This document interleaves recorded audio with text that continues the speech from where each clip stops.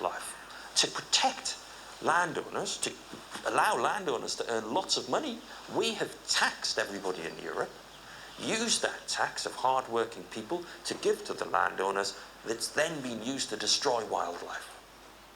Isn't there a connection between the land ownership system and the way human communities were also negatively affected back in history? If we go back to Henry VIII, he started the process of the Enclosures Act. And the Enclosures Act were when quite wealthy people, they were able to take away common land from normal people and monopolise it for their own use. But they wanted all the wildlife to go as well. And that's how a lot of our wildlife, our wolves, our lynx, our bears, they all went extinct because there was an economic imperative. There was a bounty on wolves to be shot. With newly made firearms, they shot the wolves and they forced them to extinction in this country. The big bad wolf didn't exist until we wanted to make them extinct. It's because we kicked all the peasants off the land, and then big landowners started farming sheep for wool. And then they sold that wool across Europe. That was the start of our industrial revolution. And it was done at the expense of normal people and wolves.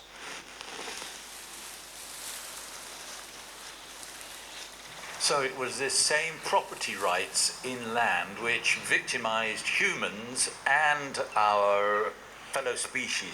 I've raised millions for conservation, but it still wasn't saving enough wildlife. And I've realized it's the laws of land that are the problem. Every time we try to save wildlife on land, the people who own land can charge more for it.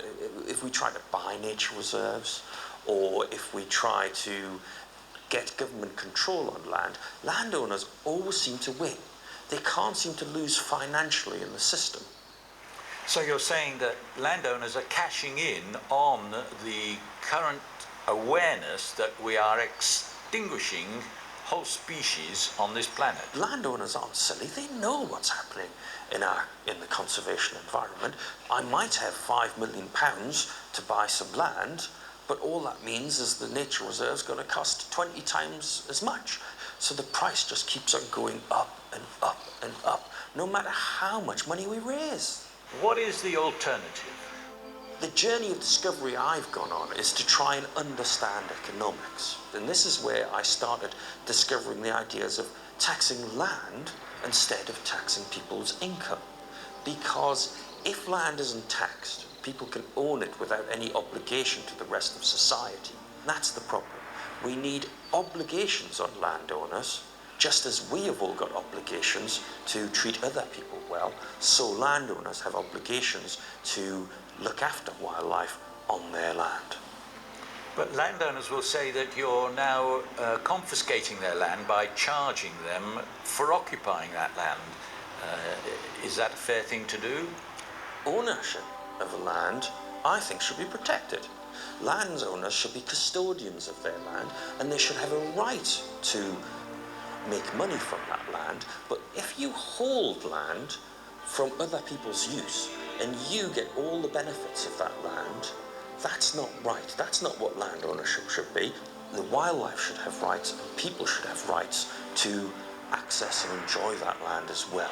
Nature gives services to humans for free. The sun, the fertility of the soil, animals that we coexist with. You're saying that we should pay a sort of rent for using those services. Is that right? That's exactly right.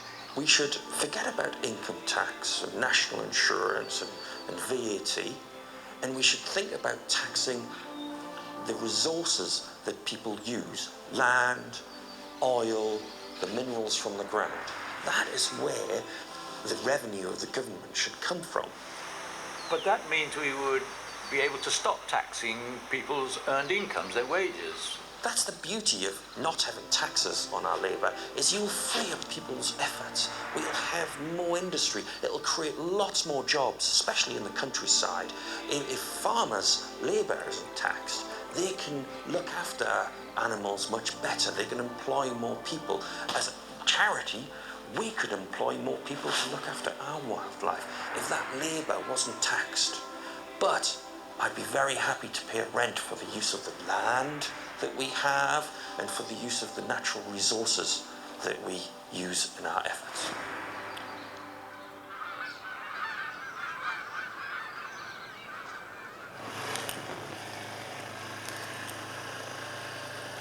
I went to visit Dr. Duncan Pickard in Scotland. He is a large landowner who has surprising views on agriculture, wildlife conservation and tax reform.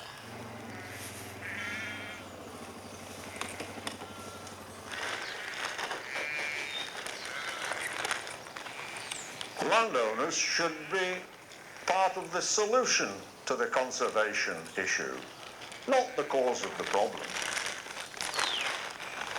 We take care not to disturb wildlife on this farm. We have about 40 acres of woodland that we leave free to the wildlife.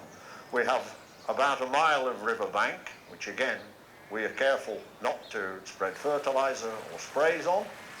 And the main objective is to leave wildlife to enjoy its freedom.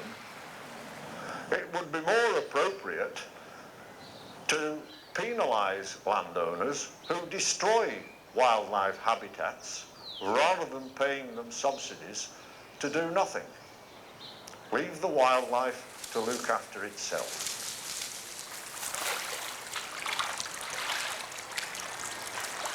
Farmers make a lot of money, not by farming, but just by owning the land, don't they? Yes, because the subsidy payment is paid according to the area of land that we own.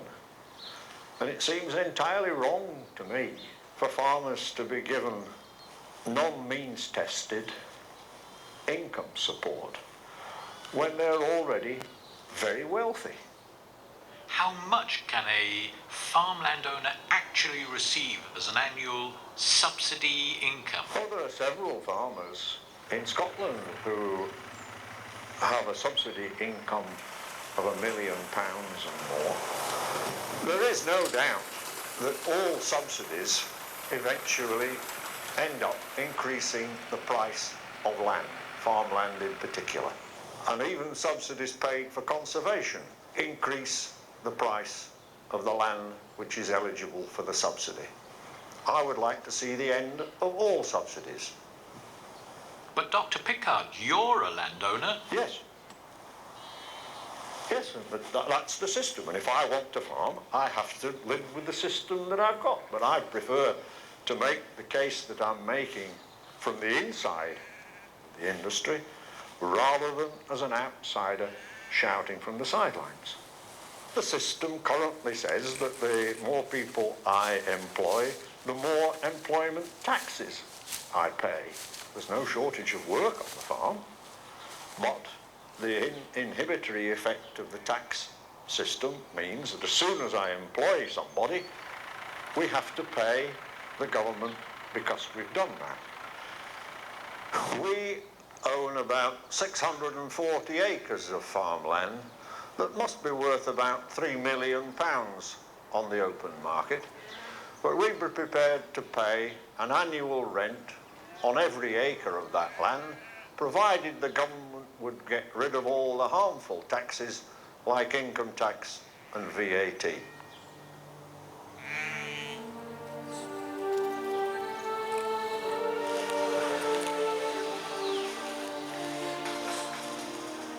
This, of course, is a beautiful fallow deer. And fallow deer aren't native to this country. They were mostly imported by the Normans, and they preferred to hunt them. And of course, what the Normans did, they were the start of one group of society monopolising the land for their own benefit. In the forests, that was a Norman word, the royal forests, they kicked all the peasants who used to live in the woodlands and live in harmony with a lot of the woodlands. The Normans kicked them all out, and they had hideous punishments. They poked people's eyes out, and chopped their fingers off and arms off. They did all kinds of awful things. It was ruthless exploitation by violence. And they did this to push common people out of forests so they could bring in these beautiful fallow deer and then hunt them for their pleasure. It was about one group in society exploiting the land for their own benefit and punishing the majority. And those legal codes that were implemented are where land ownership rights started changing.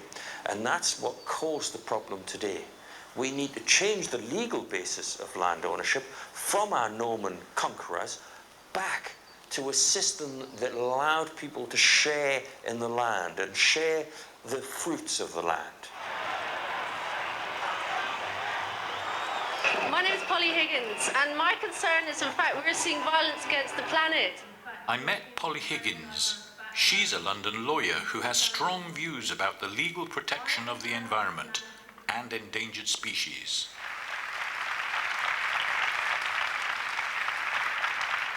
What kind of rights can be created to protect species that are currently endangered? We're standing at a very pivotal point in history. A report that was just brought out, The Economics of Ecosystems and Biodiversity, puts the figure for 2008 for the destruction of the planet at $2.2 trillion. For 2009, the figure is $4 trillion. Our biggest problem is that currently our laws are primarily governed by property laws. And this is really what we have to change, is to move away from property laws to trusteeship laws. So rather than I own, to I owe a duty of care to this planet. And what this means in real terms is recognizing that in truth,